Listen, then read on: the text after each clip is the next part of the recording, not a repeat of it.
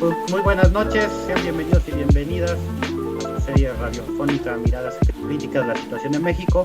Un gusto estar de nuevo con ustedes y en esta ocasión, hoy martes, ya 8 de agosto en esta temporada 2023, les presentamos el programa titulado Los nuevos libros de texto y la democracia electoral. Conduce su servidor Héctor Cerezo y participan, ahorita vamos a tener en el bloque de denuncia información importante de varias actividades y en el bloque del pa comentario el Ay Nanita, el virus del comunismo. En el bloque de la voz de Fragua, el tema democracia electoral.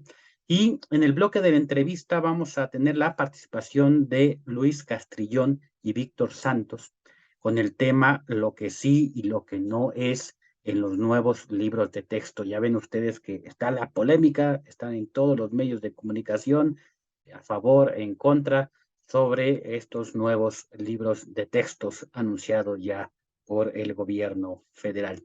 Este es el programa y pues escríbanos desde dónde nos están escuchando, escriban también sus opiniones sobre este tema de los nuevos textos del libro, también sobre el comentario o lo que vayamos comentando.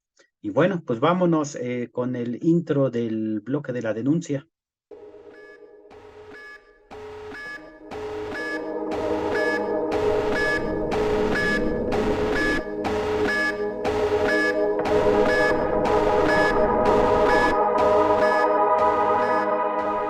Bien, pues estamos de regreso y esta información en el bloque de la denuncia, ahora me toca a mí participar y tenemos como primero el quinto boletín de prensa de Escolásticas, que es del 1 al 7 de agosto de 2023. Es a los medios de comunicación, a los organismos independientes de derechos humanos, a la opinión pública. Es un boletín, ya es el quinto, que se realiza por parte de pues, habitantes de la comunidad escolástica allá en el estado de Guerrero, voceros de la Madre Tierra, el Comité de Acompañamiento a los Presos Políticos de Escolástica, el Comité Cerezo México, y nos cuentan las actividades que tuvieron en esa semana respecto a la lucha por de las 3 personas que se encuentran presas por motivos políticos en el estado de Querétaro. Dice que el 2 de agosto del 2023 acudieron a la oficina de la Presidencia de la República a entregar un expediente de violación a los derechos humanos que cometieron las autoridades de Querétaro en contra de la comunidad escolástica. Ahí se le entregaron ahí en Palacio Nacional a el presidente Obrador. El mismo 2 de agosto solicitaron a la Defensoría de Derechos Humanos de Querétaro que fuera a la audiencia, pues como testigo para estar presente, pues si se cometían nuevas violaciones de derechos humanos.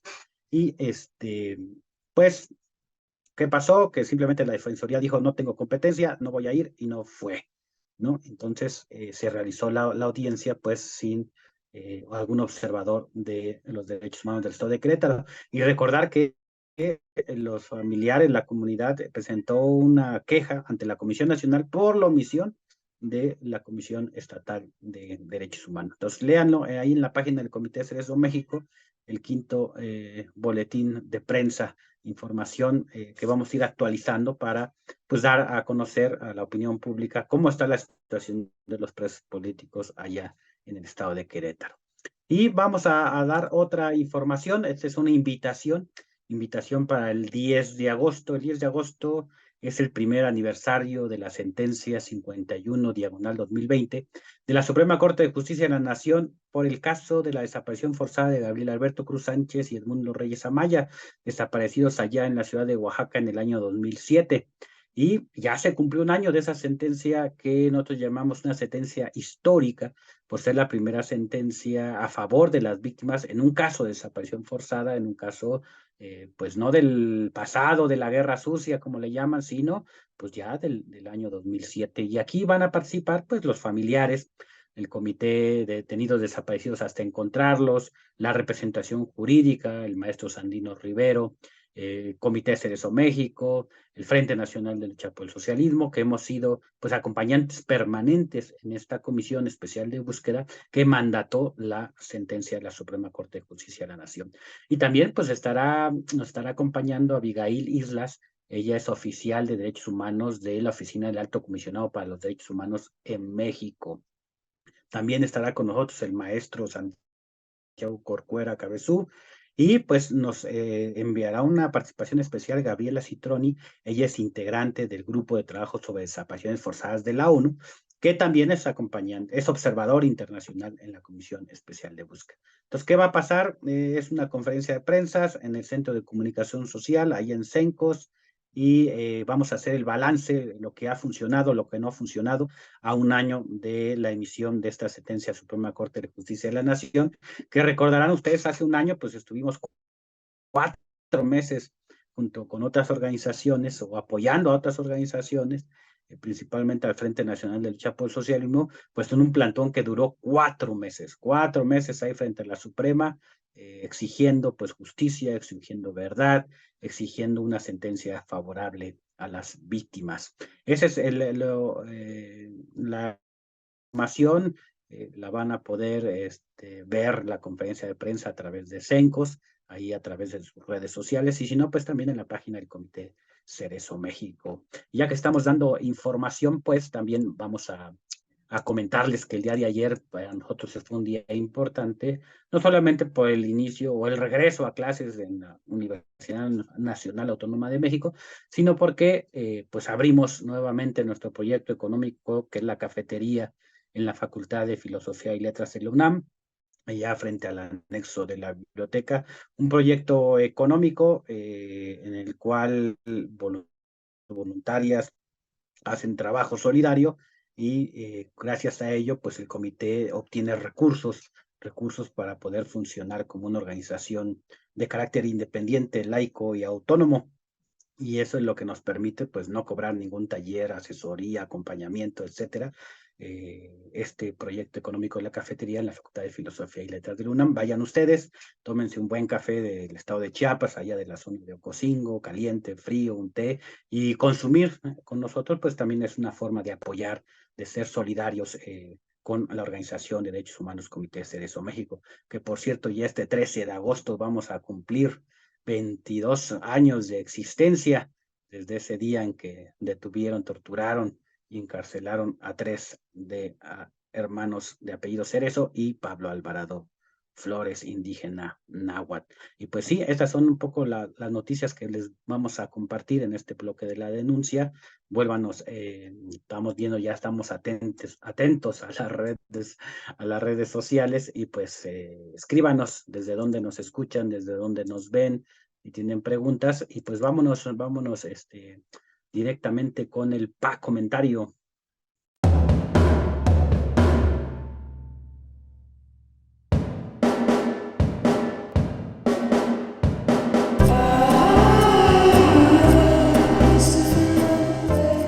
Gracias, Héctor. Pues efectivamente hoy vamos a leer un poquito sobre el famosísimo virus del comunismo.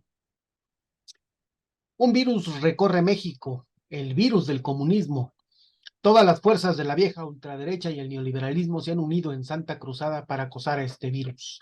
Los representantes y defensores del violento esquema neoliberal capitalista, la oposición moralmente derrotada y la Unión Nacional de Padres de Familia, la Iglesia y Claudio X González, Fuerza Informativa Azteca y las Damas de la Vela Perpetua. ¿Qué libro de texto gratuito no ha sido motejado de comunista por sus adversarios de la ultraderecha? Con un texto semejante inicia el manifiesto del Partido Comunista, redactado por Marx y Engels, publicado en 1848, hace exactamente 175 años. Sin embargo, la derecha nuevamente usa la acusación de comunista a todo aquello que represente no ya una oposición radical, sino incluso el brazo más socialdemócrata del mismo capitalismo, como lo es el partido en el poder. Con el objetivo de activar una campaña bien orquestada, a inicios de la semana pasada la ultraderecha ha comenzado a jugar su mejor carta.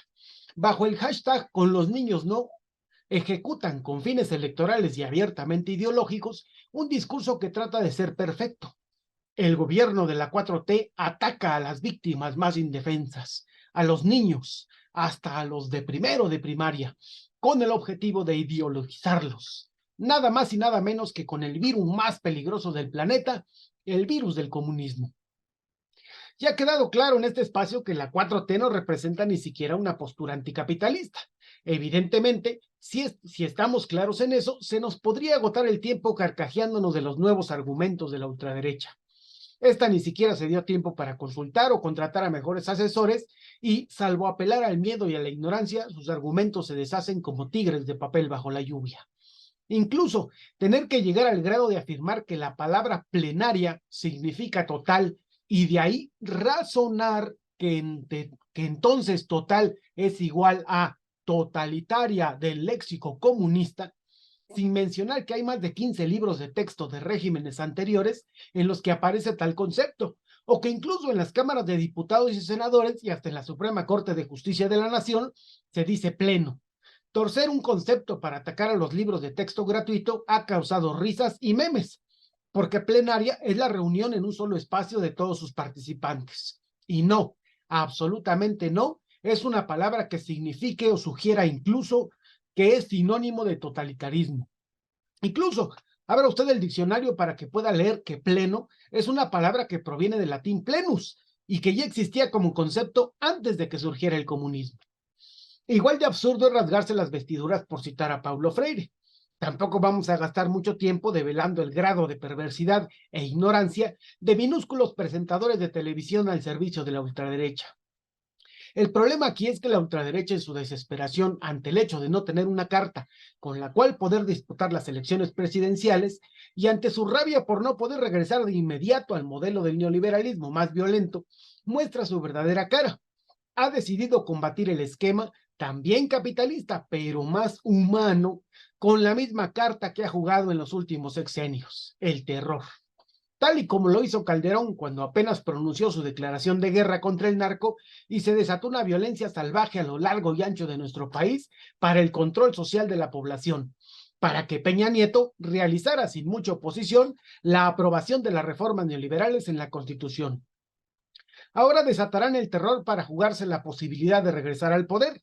Al saberse sin un candidato fuerte que pueda competir con las corcholatas de Morena, desplegarán a los medios de comunicación como partes de guerra y crearán terror y caos a lo largo y ancho del territorio, esperando que eso le traiga un mayor costo político a Morena. Para esa ultraderecha fascista, todo lo que esté 1 centímetro más a la izquierda de su postura es un peligro, un virus que amenaza a México. ¡Cuidado! Porque con este movimiento convierten a todo el espectro de la izquierda en un enemigo de México y ya sabemos lo que se hace en este país con los enemigos internos. Comenzarán a implementar las violentas medicinas para erradicar el virus, como bien han hecho en América Latina en otras dictaduras en las que curiosamente los dictadores usaron justamente la misma metáfora. La implementación de su campaña del virus del comunismo es una copia exacta del discurso dictatorial latinoamericano. Por ejemplo, Videla declaró abiertamente, y voy a citar, la amenaza comunista es un virus que ha infectado y enfermado a nuestro país. Este lo ha corrompido, lo ha contagiado y es necesario extirparlo, atacando y erradicando tanto sus efectos como fundamentalmente sus causas. Cierro la cita. ¿No le suena? Que no se nos olvide que el tratamiento con el que extirparon el virus cometió 30,000 desapariciones forzadas, secuestró niños y bebés que a la fecha siguen siendo localizados y ejecutó extrajudicialmente con una impunidad brutal. Sí, así de peligrosa es para la ultraderecha la débil y vacilante 4T. ¿Qué será y qué futuro tendrán reservados para lo que estamos muchos más a la izquierda? Sin embargo, este discurso que busca aterrarnos porque otros intentan ideologizarnos, se hace de la vista gorda porque sabe que justamente sembrar el miedo por medio de mentiras y exageraciones, utilizar la palabra comunismo para estigmatizar, es también un proceso de ideologización. Ellos hacen lo mismo de lo que acusan a la 4T y lo hacen con el objetivo de que aceptemos la ideología que protege sus intereses, de que aceptemos las políticas que enriquecen sus bolsillos a costa de nuestra propia miseria. Y con tal de defender sus bolsillos a costa de la vida humana de la mayoría del pueblo trabajador, no defienden a los niños, tampoco defienden la educación. Lo que están defendiendo es su derecho a seguir con la práctica de robo, despojo, arrebato y muerte. Acusan al virus comunista de querer replicar un modelo educativo como el de Cuba, que por cierto, no lo decimos nosotros, lo dice la ONU, es uno de los países con el mejor sistema educativo en el mundo. De destruir familias, de ideologizar a los niños desde pequeñitos y de enseñarles a dividir y discriminar. Señores, es curioso que sean ustedes quienes acusan al comunismo de destruir familias, pues es su sistema neoliberal, ese al que tanto defienden y al que ansían regresar al poder ejecutivo, el que no protegió a las familias mientras estaban ustedes en el poder. Durante su violenta guerra contra el narcotráfico, miles de niños quedaron huérfanos y miles de familias fueron destruidas con su violencia. En ese entonces ustedes llamaron a la destrucción de esas familias bajas colaterales. Los niños entonces no les importaban. ¿Nos van a venir a hablar de respeto a la familia ustedes? Ustedes que han defendido a muerte un sistema que sistemáticamente destruye la vida familiar del pueblo trabajador.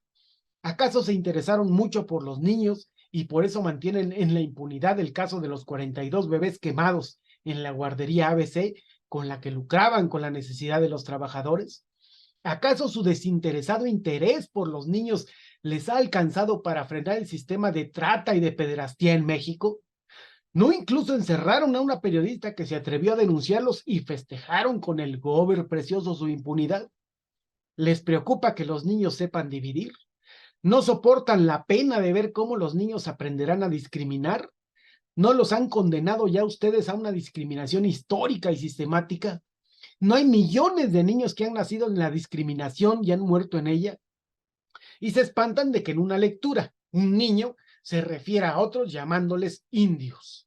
No les espanta que sean víctimas de un racismo sistemático, pero les preocupa que se hable abiertamente de que eso que han aprendido, que es la vida cotidiana, se llama racismo. No es una discriminación sistemática el examen que condena al 90% de los aspirantes a quedarse sin ningún lugar ni oportunidad en la UNAM. No es discriminar y estigmatizar lo que ustedes están haciendo justamente ahora con tal de defender sus intereses.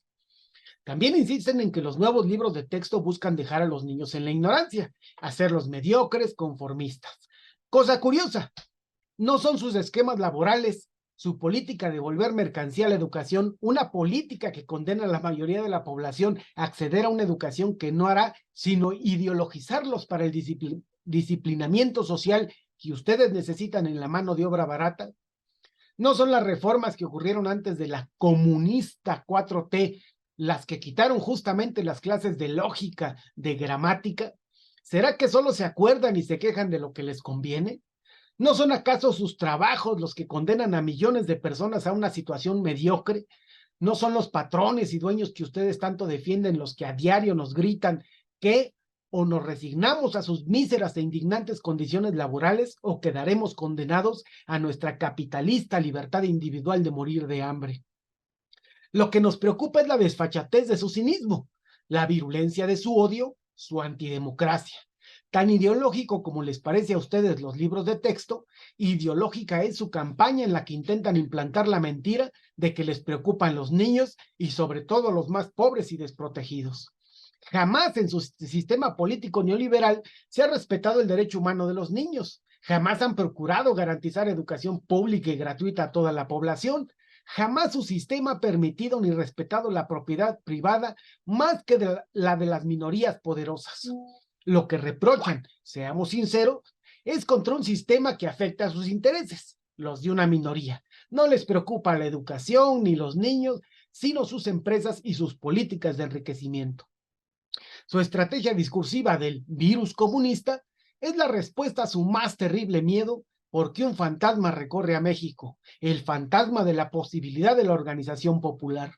Lo que la ultraderecha sabe bien es que bajo la política de la 4T, la organización popular puede crecer y fortalecerse, y ese es el verdadero fantasma al que temen, el fantasma de la fuerza y la organización popular. No permitamos que la política del miedo y el terror avance. Frente a sus embestidas furiosas, respondamos con la organización, la articulación y la lucha. A fin de cuentas, no tenemos nada que perder y sí un montón de derechos que recuperar y ganar. Y por ello, como siempre, los invitamos a participar en el Comité Cerezo México para juntos lograr una vida digna para todo el pueblo mexicano. Muchas gracias, Héctor.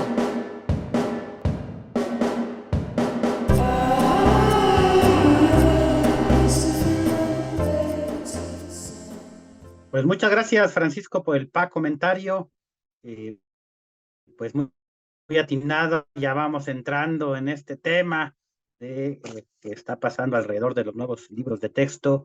Escríbanos sus comentarios, qué les parecen estos textos, qué les parece esa polémica, ese debate, para ir calentando motores con nuestros invitados que estarán en el bloque de la entrevista. Por lo pronto, mandamos saludos a quienes nos están escuchando ahí en Tlanepantla, en Tlalpan, en la alcaldía de Cuauhtémoc, Azcapotzalco, Gustavo Madero, al municipio de Catepec, al estado de Michoacán, también en Hermosillo, Sonora, nos están escuchando, también en diferentes municipios del Estado de México, también de Hidalgo, desde Los Pedregales nos dicen, muy buena opinión, los comentarios, certero como siempre, súper el comentario, ahora sí está funcionando el pacómetro, ¿no?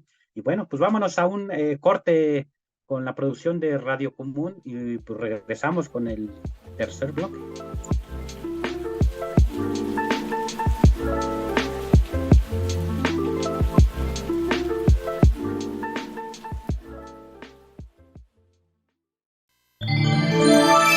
Estás escuchando Radio Común.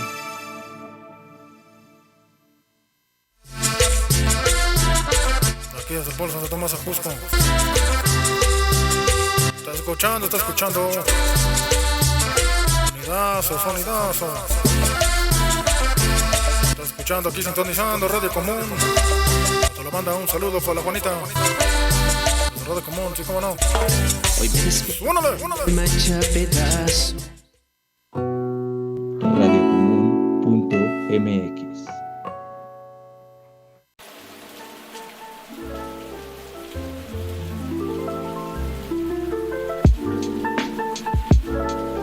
Bien, pues estamos de regreso en el programa Miradas Críticas a la Situación en México, hoy 8 de agosto del 2023. Seguimos mandando saludos, ahí dicen Diestra el comentario, ¿no? Buenas noches, nos dicen desde Catepec, saludos desde GAM, y pues vámonos con el tercer bloque, con La Voz de Fragua, este periódico independiente de la Organización de Lucha por la Emancipación Popular, que cada 15 días nos hace pues la tarea, el trabajo, Cherry TV, de enviarnos esta cápsula con uno de los artículos que ustedes pueden leer directamente en la página de la OLEP, o pueden buscar en las brigadas que hacen en Metro CU, en Metro Zapata, en otros metros, en las universidades, pues conseguir este periódico, que es una rareza porque es un periódico impreso, es un periódico independiente, no es de un empresario, de un conjunto de empresarios, y pues es una posición más, una voz más que debemos también escuchar y pues debatir, ¿estamos de acuerdo o no estamos de acuerdo? Y pues con esto le damos inicio al intro de La Voz de Fragua.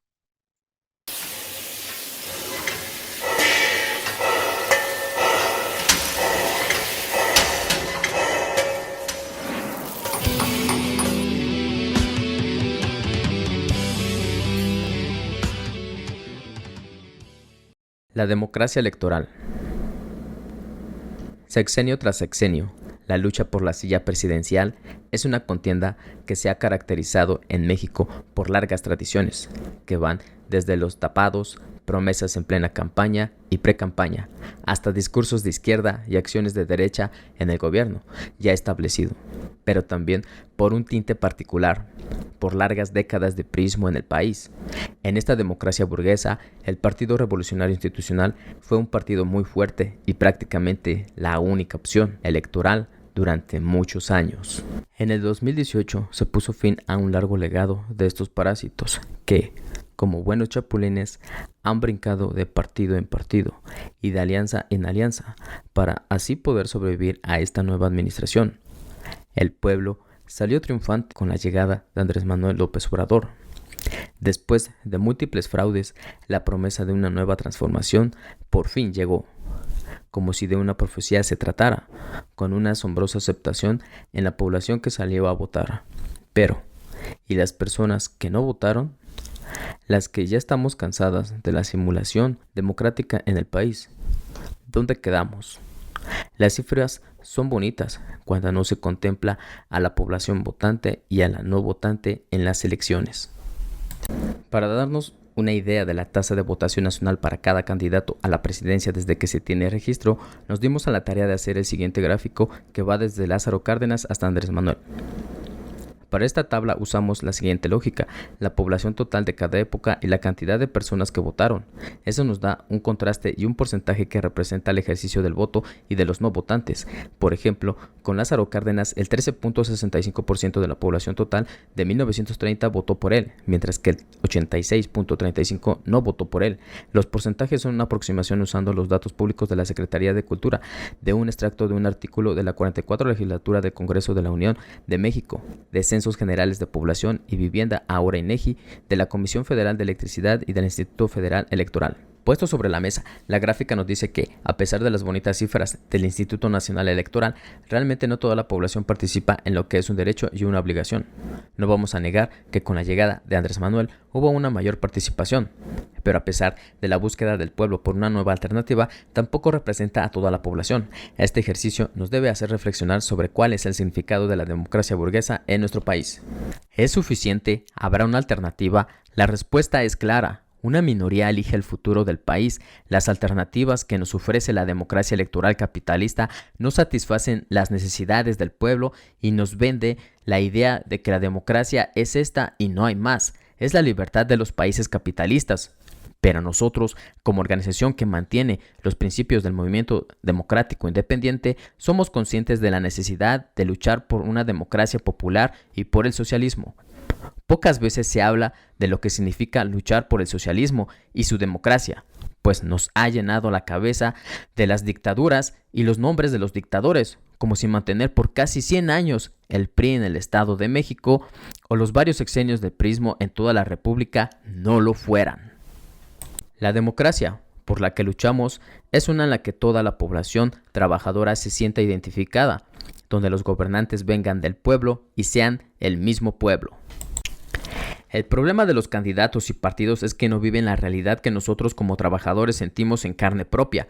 Sirven en cambio a los intereses empresariales y de la burguesía. ¿O acaso al pueblo se le considera en reformas que impliquen la producción de mercancías, la construcción de algún megaproyecto o en materia de lo laboral? Puede que se hablen con los dirigentes de los sindicatos históricamente charros, con las cúpulas empresariales y entre diputados y senadores, pero al pueblo no se le considera para las decisiones sobre el país. Incluso ahora, con las consultas ciudadanas, hubo propuestas del Ejecutivo Federal para la consulta sobre el aeropuerto Felipe Ángeles que fue aprobado, pero que fue proyecto y plan del Ejecutivo del Federal. En cambio, respecto a enjuiciar a los expresidentes, la consulta solo demostró el apoyo que mantiene la actual administración a estos a pesar del descontento popular. El presidente no apoyó que se juzgara a los responsables materiales e intelectuales de todo el periodo neoliberal. Nosotros como pueblo trabajador y explotado estamos cansados de que no exista una alternativa, de esperar a falsos profetas y caer en promesas vacías. Nosotros como organización cuestionamos la democracia capitalista, explicamos sus límites para el pueblo trabajador y hacemos el llamado a organizarnos como proletarios para solucionar los grandes problemas nacionales. No habrá quien represente los intereses de los trabajadores más que nosotros mismos. Alguien que no sea pueblo y viva como pueblo no sabe lo que vivimos ni nuestras necesidades. Es momento de organizarnos y luchar, de volver a salir a las calles, pues es el único método que sirve: marchar, hacer mítines, huelgas, paros, etc. Toda la movilización sirve para ganar pequeñas concesiones, para acelerar los procesos que muchos demoran por la poca o nula voluntad de las instituciones en las que se soporta el capitalismo para darnos solución. Pero no debe ser nuestro fin el ganar pequeñas concesiones. Debemos de luchar por arrancar al capitalismo del país. Debemos luchar por el socialismo y la más amplia democracia, donde nosotros los trabajadores decidamos nuestro futuro, donde seamos dueños de las industrias y se produzca en beneficio de la sociedad y no de unos cuantos, donde se respeten los derechos humanos y laborales, donde no exista la impunidad ni las injusticias. ¿Cuánta sangre, desaparecidos y presos políticos faltan para que reaccionemos? Con toda la impunidad, el ejército y todos los elementos de seguridad pública son los responsables de la violencia en el país. Los grupos paramilitares operan con toda la impunidad en Chiapas, Oaxaca, Guerrero, en los estados más pobres de la República. ¿Cuánto más vamos a esperar para hacer algo? El modo de producción capitalista está acabando con el planeta, con nuestro país. Las fuertes olas de calor serán más constantes y fuertes si no ponemos un alto. Si seguimos permitiendo que unos cuantos nos dominen y perpetúen la dictadura del capital, que es en la que vivimos. Te invitamos a sumarte a nuestra organización, a que leas nuestra propuesta en nuestro programa mínimo de lucha con los 14 puntos, que proponemos para empezar la lucha por una transformación profunda y radical en el país, por mejores condiciones de vida y por la democracia popular y el socialismo. Luchar, luchar, luchar con dignidad, con el pueblo organizado, luchar hasta vencer.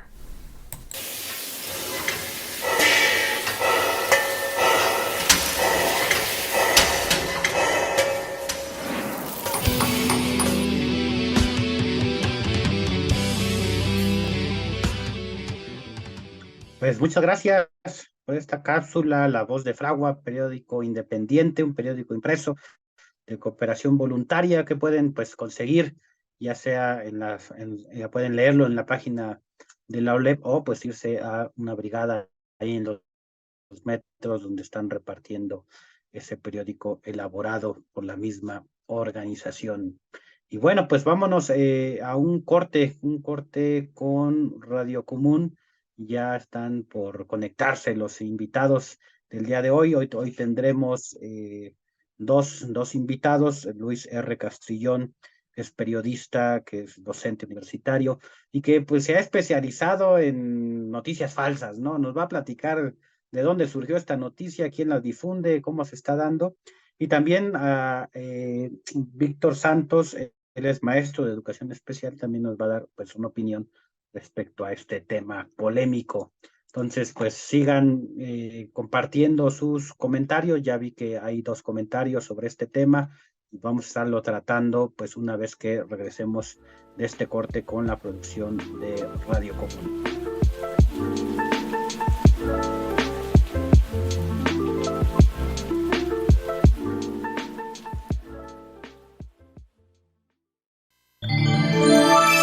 Estás escuchando Radio Común.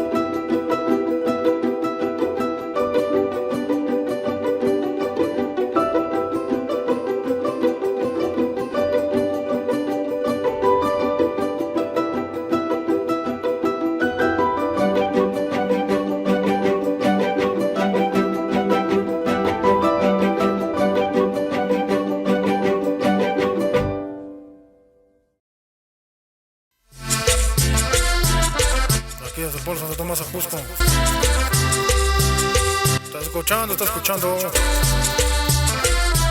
Sonidazo. Está escuchando aquí sintonizando Radio Común. Te lo manda un saludo para la Juanita. Radio Común, sí, cómo no. Hoy me macha pedazo. Radiocomún.mx.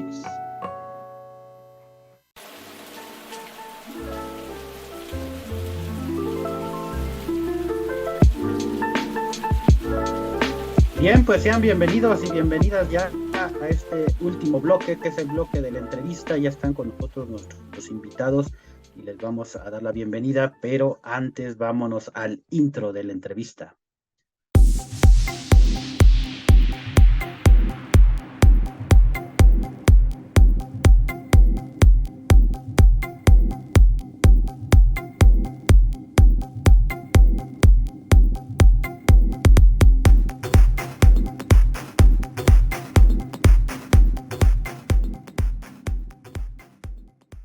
Bien, pues ya estamos de regreso. Muy buenas noches, Luis. Muy buenas noches, Víctor.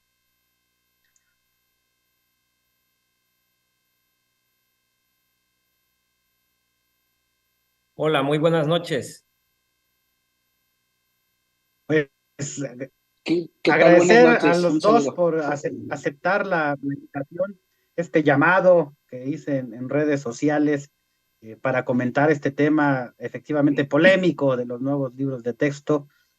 Vamos a empezar un poquito leyendo algunos comentarios que han hecho ya pues la audiencia para ver cómo andan, qué anda opinando la gente, y ahorita empezamos formalmente la entrevista. Dicen, Are Vidal dice, como docente de educación básica, lo que se está comentando es falso y además estas personas no han leído los libros y no han estado en los talleres.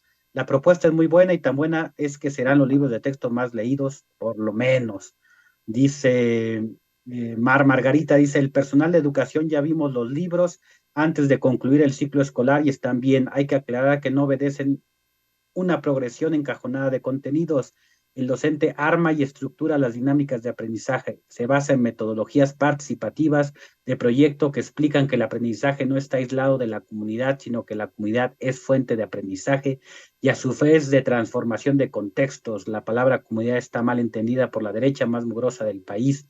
No saben que no es lo mismo comunitario que comunista o socialista, o más bien lo saben, pero les da miedo que se ataquen sus intereses políticos y económicos.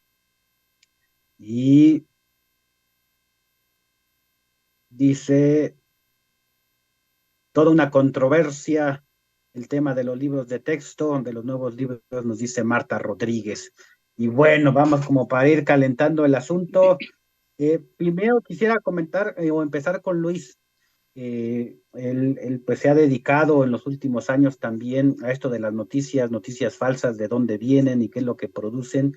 Y para que la audiencia nos entienda, Luis, de dónde salió la información, quién la sacó y cómo se derivó este debate en el cual pues ya se llegan a extremos de decir es el virus del comunismo por un lado, el otro es el ataque a la cuarta transformación, y estamos en esos dos extremos, ¿no?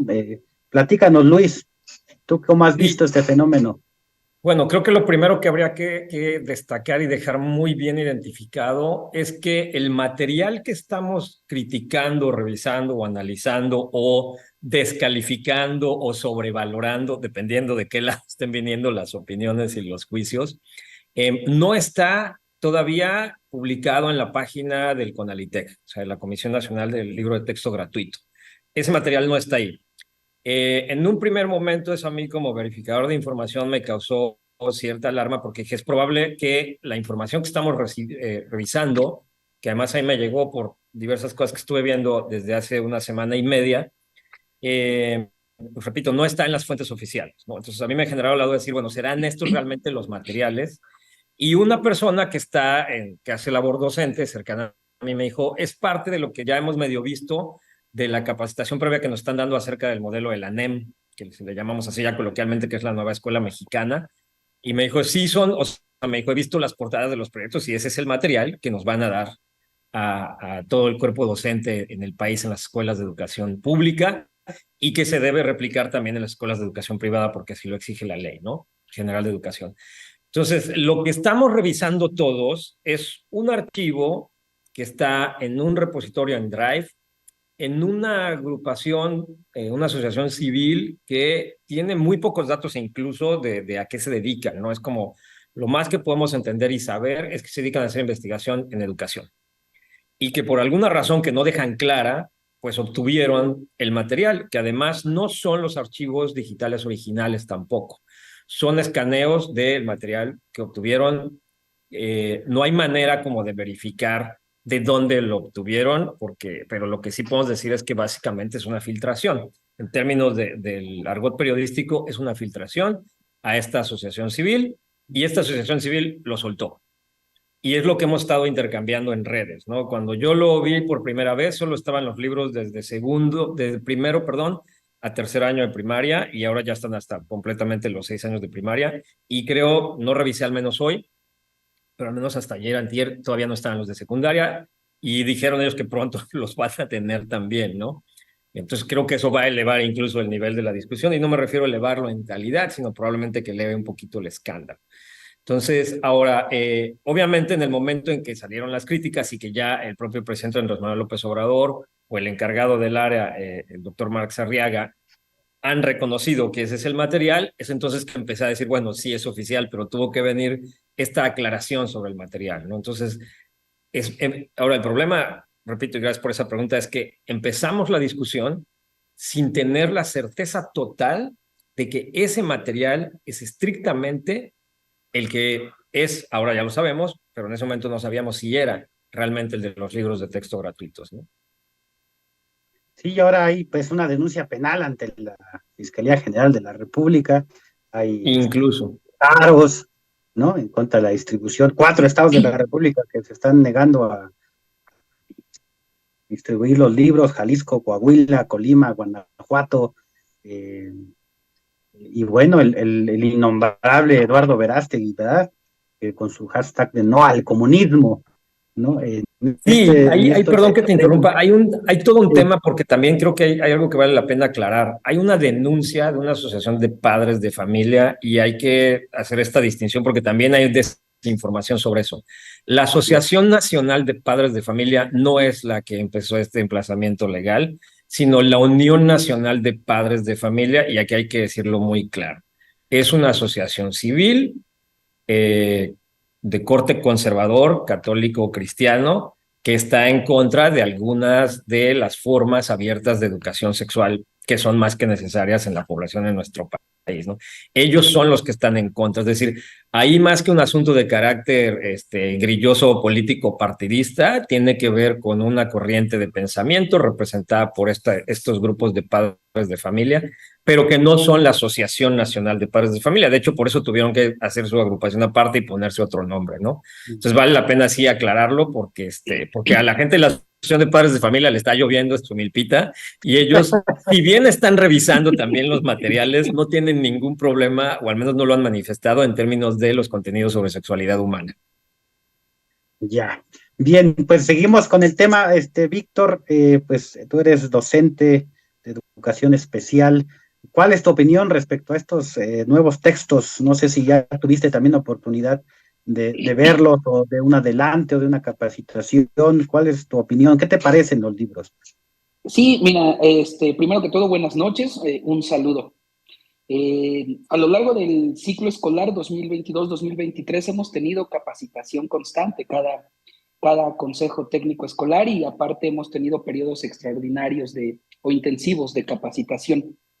La revisión de los libros de texto me parece que no se puede entender en aislado por la revisión en sí misma de los libros de texto, si no va acompañada de la revisión del marco filosófico, de los principios fundamentales de lo que se plantea como la nueva escuela mexicana, de los ejes rectores y de los avances en los programas sintéticos, ¿no? O sea, a mí me parece que revisar los libros así de texto sin conocer lo demás, que digo, la mayoría de la gente no tiene por qué hacerlo, pero los docentes, los opinadores, quienes comunican información o difunden información, pues tienen que hacerlo por fuerza, ¿no?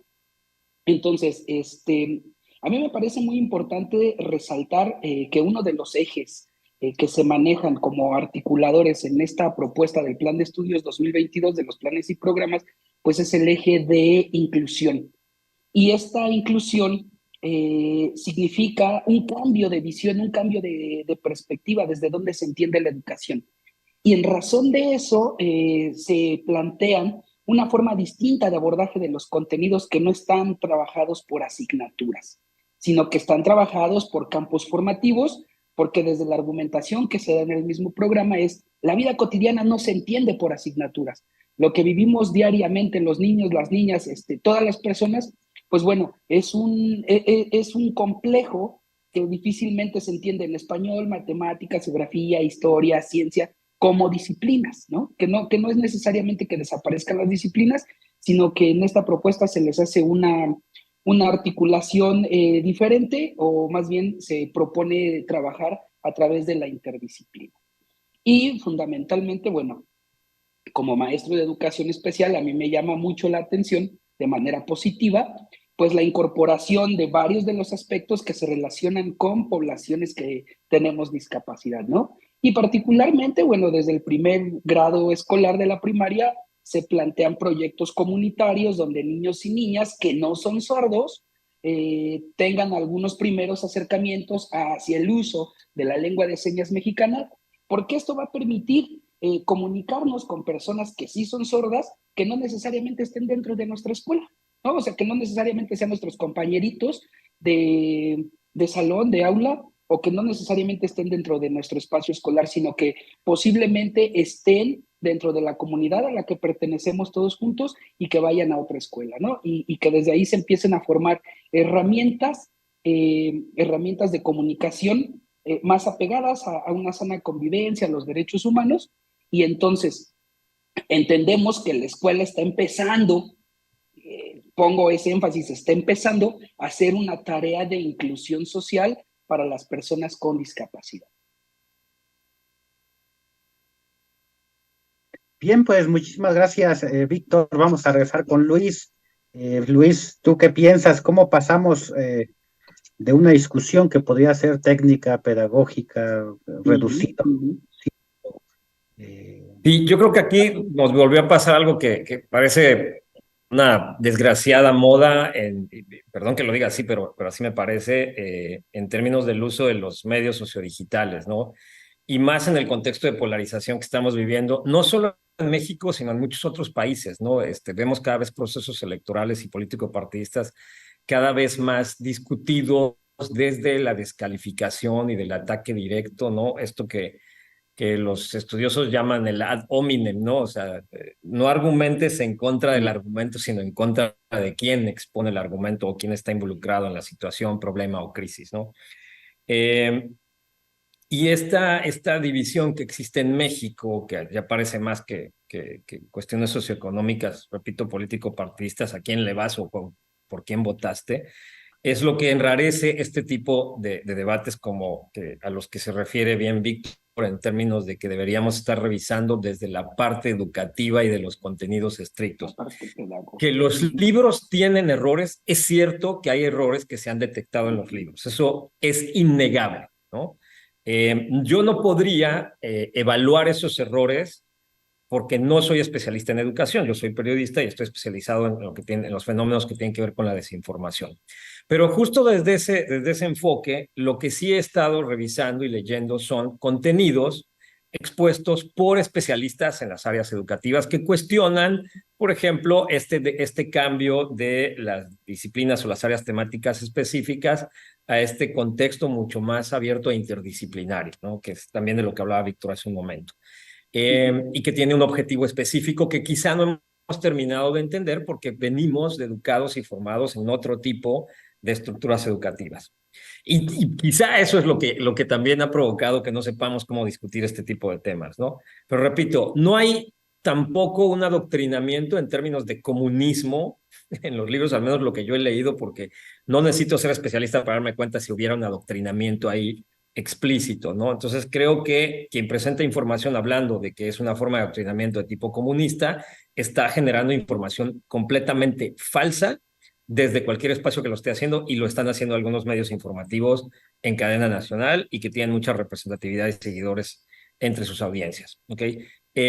Ahora, ¿qué es lo que sí se ha detectado? Hay ejemplos, por ejemplo, bueno, está el caso de la fecha equivocada en una línea de tiempo sobre la vida del presidente Benito Juárez, ¿no? Donde se equivoca la fecha de su nacimiento y se pone el 18 de marzo, ¿no? Es decir, cambiaron a la expropiación petrolera, nada más no en el mismo año, por el natalicio de Juárez.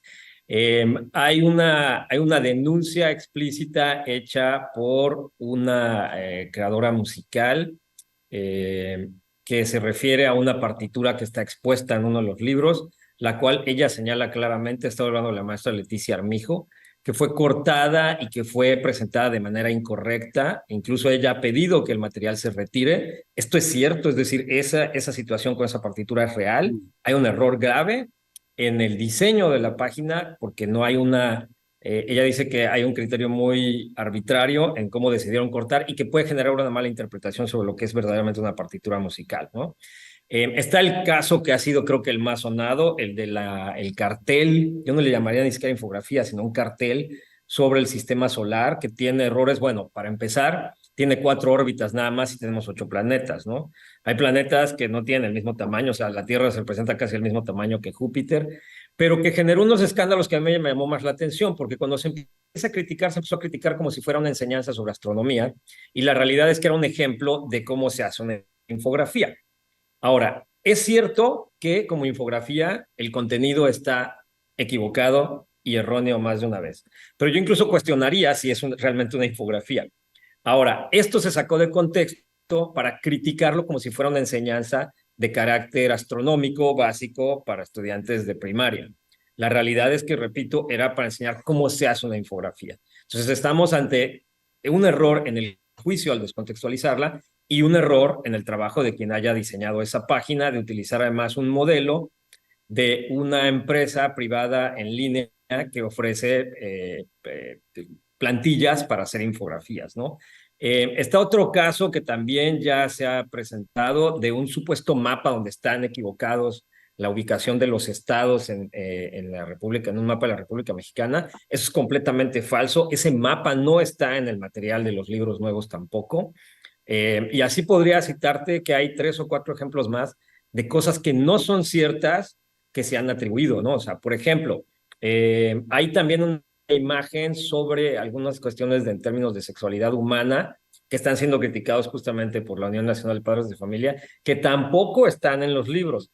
La maqueta sobre la masturbación y la eyaculación masculina está, sí, forma parte de los libros, pero nadie ha hablado de que también existe un ejercicio para hacer una maqueta sobre la sexualidad femenina. Es decir, estamos más preocupados por la cuestión de la genitalia masculina que la femenina. Y ahí la discusión también se ha centrado en que si existía o no esa maqueta. Sí existe también. Es decir, en lo que estamos envueltos es en una discusión que le ha atinado que hay cosas que sí están en los libros y que sí pueden ser criticables desde la perspectiva de los especialistas, pero también se está contaminando, al menos con lo que a mí me ha tocado ver, con cerca de 5 o 6 contenidos que no forman parte de esos libros y a los cuales se está atribuyendo que sí están ahí. Y eso es completamente falso. Bien, pues Víctor, en esta idea de la nueva escuela mexicana, pues tú que estás con los niños y niñas ahí presente como docente, pues ¿qué le ves a esta nueva escuela mexicana? Los que la han abanderado nos dicen que es más de la justicia social, inclusiva, crítica, científica, humanista, etcétera. Pero tú, ¿cómo has visto? Tú no sé si puedas tengas esa comparación, ¿no? Por ejemplo, en tiempos de Calderón, de Peña, a esta forma de enseñar, de educar. ¿Cuál es tu impresión? Bueno, sí encuentro un cambio fundamental. En primero, como decía hace rato, los planteamientos iniciales, los filosóficos, donde buscan que no solo los estudiantes, sino también el equipo docente, entre hombres y mujeres, pues reflexionemos en torno a nuestros conocimientos que hemos tenido, a los conocimientos con los que hemos sido formados, y que también les hagamos juicios críticos y que cuestionemos lo que hoy conocemos como verdades, ¿no? Entonces, eso es bien importante porque uno de los planteamientos en la nueva escuela mexicana es la corriente decolonial y nos dice, debemos de cuestionar lo que hemos considerado verdad, lo que hemos considerado absoluto, para poder volvernos a construir o reconstruirnos como identidad específica, como sociedad. Entonces, a mí me parece muy importante eso. Otro de los cambios es que el perfil de egresos de la educación básica en los planes anteriores, en el 2011 y en el 2017, está planteado de manera singular. ¿Qué quiere decir? Que se busca que el individuo cumpla con un requisito o con una serie de características para poderlo evaluar o calificar como competente o como que aprendió o como que no. A diferencia del 2022, que los rasgos del perfil de egreso de la educación básica están planteados en términos comunitarios. Y esto quiere decir, no nos estamos enfocando nada más en el aprendizaje individual o en la individualización de los niños, sino que queremos que actúen, que convivan, que sean solidarios y volver a retomar la cohesión social, ¿no? Es cierto que nos va a costar trabajo porque tenemos, por lo menos, yo creo que 100 años, bueno, no creo, por lo menos 100 años de estar trabajando a través de las materias y de hablarles de español y de matemáticas o de cálculo, con algunas variaciones, ¿no? Pero con este conocimiento fragmentado que a lo largo del tiempo a los docentes se nos había dicho, ustedes tienen que buscar la transversalidad, tienen que buscar la vinculación, tienen que buscar, etcétera. Y me parece que sí nos va a costar trabajo zafarnos de esa idea, porque pues todos quienes estamos trabajando en el magisterio fuimos educados de esa manera. Y lo que se está planteando hoy es pues distinto, ¿no?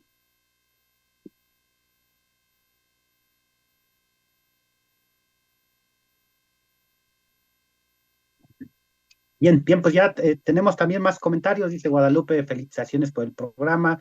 Ante tanta desinformación y ataque necesitamos la claridad que solo los docentes pueden dar. Dice Adolfo, lo que a mí me cayó gordo de uno de los textos del libro es que hay propaganda del gobierno de la Ciudad de México como ilustraciones.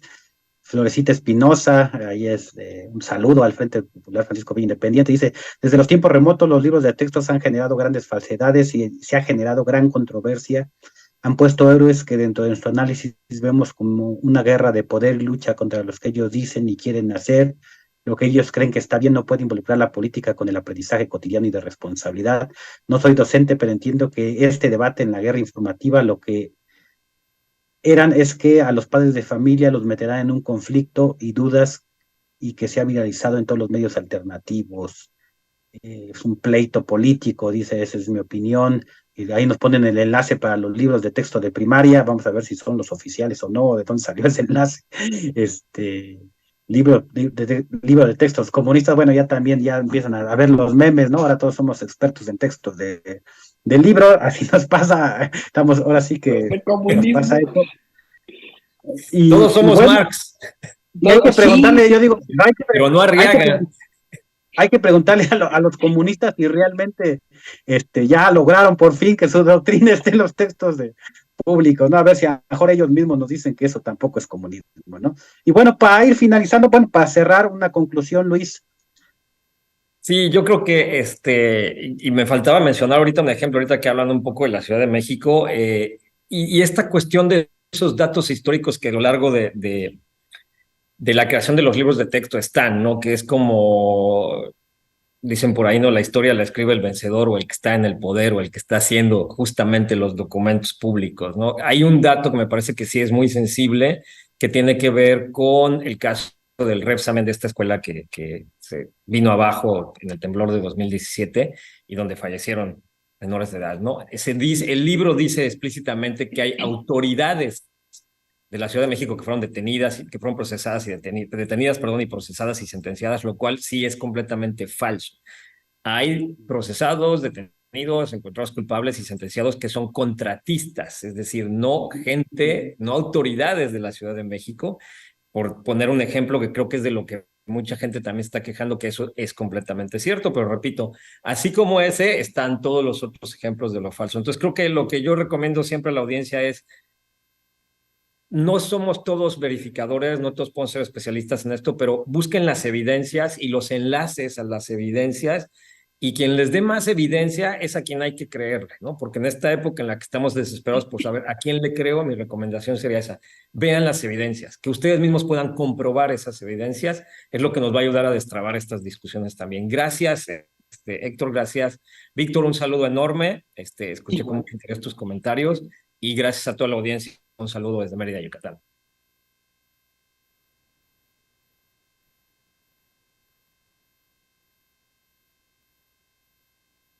No, pues muchísimas gracias. Y Víctor, para concluir el programa.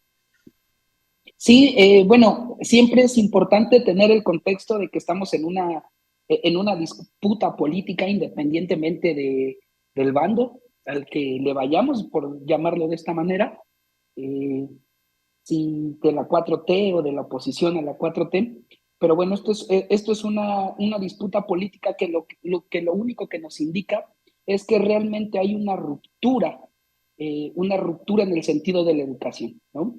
Anteriormente no se dio la misma disputa entre el Plan de Estudios 2011 y 2017 cuando se habló de una reforma educativa, pero no se dio porque había una continuidad disfrazada de reforma. Entonces, si ahora se está generando tanto ruido, pues es que realmente está representando, significando una ruptura en el modo de entender la educación, el paradigma de la educación, y que esto pues trastoca seguramente muchos intereses económicos, políticos, sociales, y bueno, como nos lo mencionaba nuestro compañero, pues ahí está involucrada la Unión Nacional de Padres de Familia, ¿no? Que pues bueno, abiertamente está en contra de la diversidad sexual, de la educación sexual y de estos contenidos muy propios del siglo XXI, que dentro de las escuelas pues sabemos que es necesario, ¿no? O sea, sabemos que es necesario trabajarlo más que por capricho, por ideología política o por comunistas, pues es porque con la información las personas podemos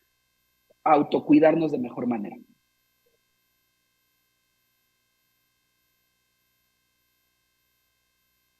Pues muchísimas gracias a Víctor, a Luis, a Francisco por el comentario.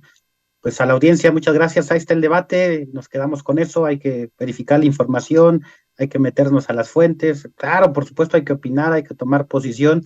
Estamos en la coyuntura electoral y cualquier cosa, un error, por mínimo que sea de un lado o del otro, pues va a ser magnificado por pues ambos bandos, ¿no? Y comentar finalmente. ¿Perdón?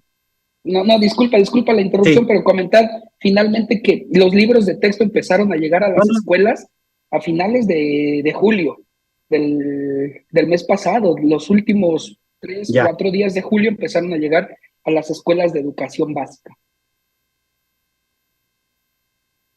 Mira, pues ahí está, y hasta ahorita se hace como el gran escándalo, ¿no? Pues sí, ahí nos vamos ya terminando con el último comentario de Salvador. Dice: los nuevos libros de texto tienen de comunista lo mismo que tiene la 4T, o se hace nada.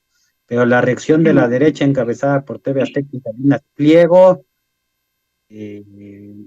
demuestra que cuando la gran burguesía beneficiaria del neoliberalismo ve un tantito amenazados sus intereses, los defiende violentamente como clase, y como decían por ahí, no hay nada más parecido a un fascista que un burgués asustado. Saludos de Iztapalapa, y con esto nos vamos. Muchas gracias, buenas noches, nos vemos el próximo martes en el programa de Miradas Críticas, la situación en México.